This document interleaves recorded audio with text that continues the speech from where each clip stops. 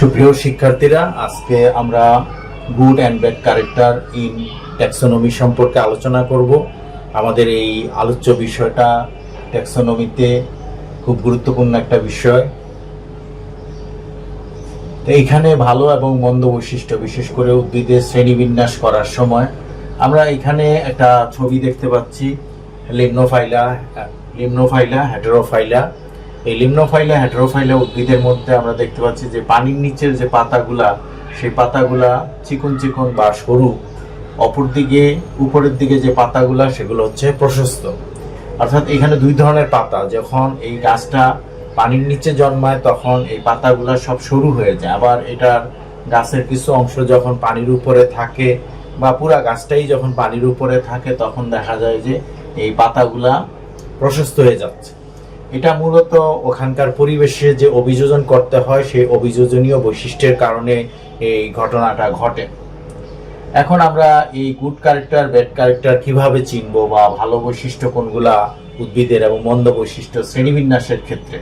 Good character হচ্ছে যে যাদের মধ্যে বৈচিত্র্য কম, লো ভেরিয়েশন, অর্থাৎ যেগুলোর মধ্যে দেখা যায় যে বৈচিত্র্য কম হয় বা পরিবর্তন কম হয়, বা আমরা বলতে পারি যে এখানে ডাইভার্সিটি বা ভেরিয়েশন কমে যাচ্ছে, কম হচ্ছে। তখন স্টেবল, এখানে যে পরিবেশেই জন্মাক না কেন এই বৈশিষ্ট্যগুলা স্থিতিশীল থাকে বা তেমন একটা পরিবর্তন হয় না। আর হচ্ছে জেনেটিক্যাল, অর্থাৎ এই বংশ পরম্পরায় যে বংশের পরিবর্তন বা পরবর্তী বংশধরে এই বৈশিষ্ট্যগুলা কি থাকে, অক্ষুণ্ণ থাকে। এখন এই ধরনের বৈশিষ্ট্য কোনগুলা সেটা আমরা দেখি যে প্লাসেন্টেশন, অর্থাৎ যেটা দেখা যায় যে ওখানে যে ডিম্বক বা একটা গর্ভাশয়ের মধ্যে ডিম্বকের অবস্থানটা কিরকম হবে, সেই ডিম্বকটা কোথা থেকে সৃষ্টি হবে, সেগুলোকে আমরা প্লাসেন্টেশন বলি। এগুলো সাধারণত অক্ষত থাকে।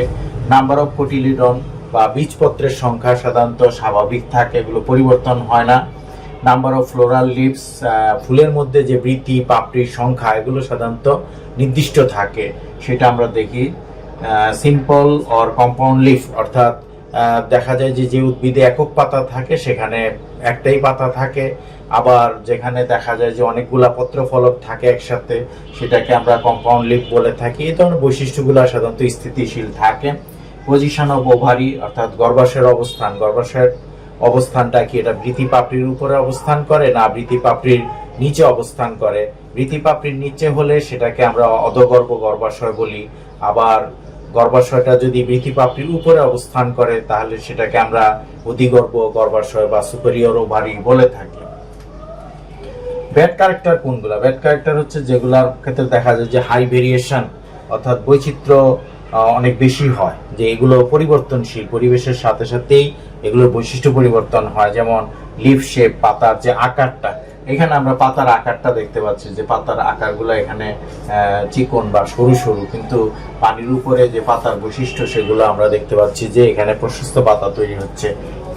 ফ্লাওয়ার কালার বা ফুলের যে কালার, বর্ণ, এটা পরিবেশের কারণে চেঞ্জ হতে পারে। ফ্রুট ওয়েট, ফলের ওজনগুলা চেঞ্জ হতে পারে পরিবেশের সাথে সাথে। আরেকটা হচ্ছে ফ্রুট সুগার, যে ফলের মিষ্টতা বা ফল মিষ্টি হয় কিনা।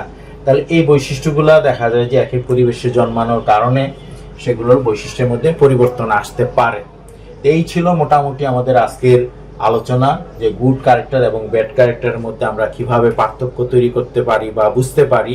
ব্যাড ক্যারেক্টারের সাহায্যে সাধারণত শ্রেণীবিন্যাস করাটা কঠিন, কিন্তু গুড ক্যারেক্টারের সাহায্যে শ্রেণীবিন্যাস করাটা সহজ বা সঠিক।